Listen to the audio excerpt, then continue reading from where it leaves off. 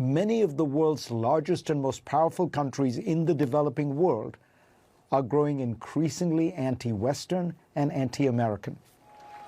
When Brazil elected Luiz Inácio Lula da Silva to the presidency last October, many heaved a sigh of relief that the mercurial populist Jair Bolsonaro had been replaced by a traditional and familiar left-of-center figure. Yet Lula has chosen to pointedly criticize the West, rage against the hegemony of the dollar, and claim that Russia and Ukraine are equally to blame for the war. This week he hosted Venezuela's President Nicolas Maduro, whose brutal reign has led millions to flee his country. Lula lavished praise on the dictator and criticized Washington for denying Maduro's legitimacy and imposing sanctions on him.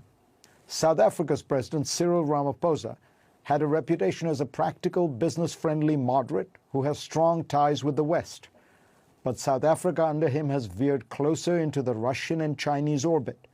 The country has refused to condemn the Russian invasion of Ukraine, has hosted the Russian and Chinese navies for joint exercises, and now stands accused by the United States of supplying arms to Russia, allegations that South Africa has denied.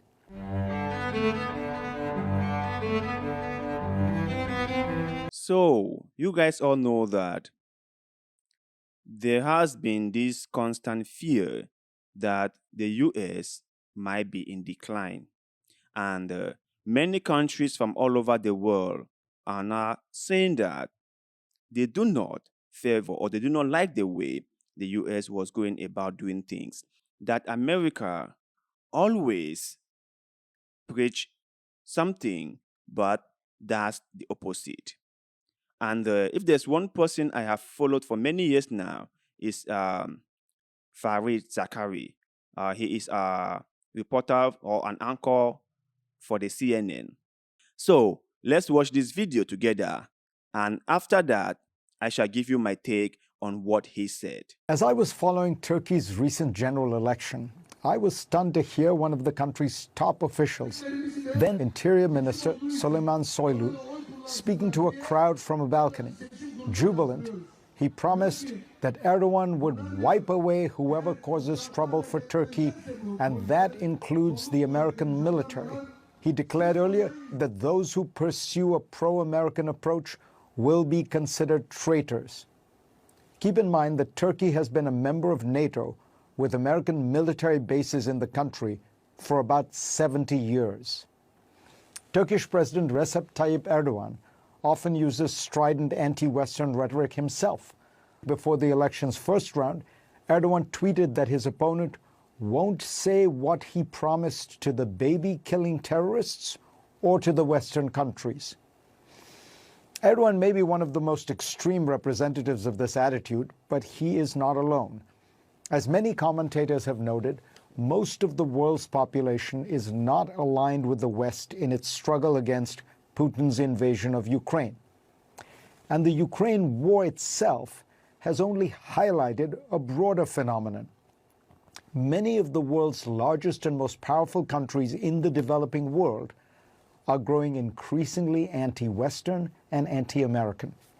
You know, there's one thing with every powerful nation, right?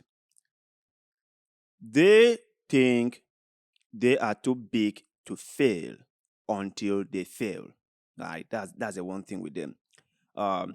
People have seen the cracks on the wall, and people are saying that it's high time America addresses these cracks on the wall before they collapse the whole building. But America is like, there's nothing going on here. We are fine. Nothing to talk about, nothing to think about. Everything is okay. But they forget to understand that people are more smart nowadays. People are more knowledgeable nowadays. And with social media, it's easy for people to get a variety of information.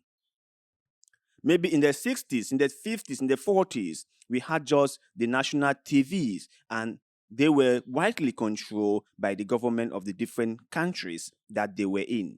And so we could get a lot of propagandas from government officials. We could hardly even know exactly what was going on. But with social media, with YouTube, Facebook, Twitter, and other platforms out there, it's easy for someone to hear ideas or information from different points or different sides. And people are now realizing that what we might have thought of America is not exactly as they are. That we might have thought that America was this shiny armor, was this nation that did exactly what they say they would do, that practice and preach democracy, rule of law, freedom of speech and expression, and most importantly, human rights for all. At least everyone thought it that way. But I guess all of us are realizing that they have one set of rules for themselves and one set of rules for the rest of us. Like, if we did something, especially us, the Africans, we will be punished severely. But they can do whatever they want and they will get away with it. Like the famous quote says, "Do what I say, not what I do." But you can only do that for so long, right? You can only convince people to do what you say and not what you do for so long before they realize that you are taking them for a ride and they start what? Pushing back. You can only do that for so long before people realize that maybe what you are telling us to do is not exactly what you are doing. So maybe we should rethink our whole relationship all over again. Or maybe we should take a break. We should just take some few days apart to really reflect on ourselves and to see if this relationship is benefiting the both of us. That's exactly what America is going through right now. Countries in Africa are all saying that, no. Countries in Asia are like, no. Even in Europe, they're like, yeah, no, no, no, no. Say, America, slow down, slow down, slow down. Because people are realizing that what they are going out for doesn't really benefit all of us. That it might benefit them, but what is in for us? There's nothing there for us. And so they are like, maybe we should do something different. So I think that it's high time America corrects this issue or fix this issue. Because like FAREED said, people can see. People are seeing what they are doing.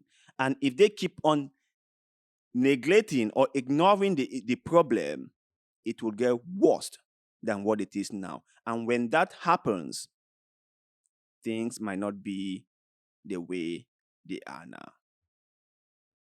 But you guys out there, let me know your take on what Zakaria said. Do you think he is on point? And if so, do you think the American policymakers are really listening to what people are saying, or they are just giving them the deaf ear?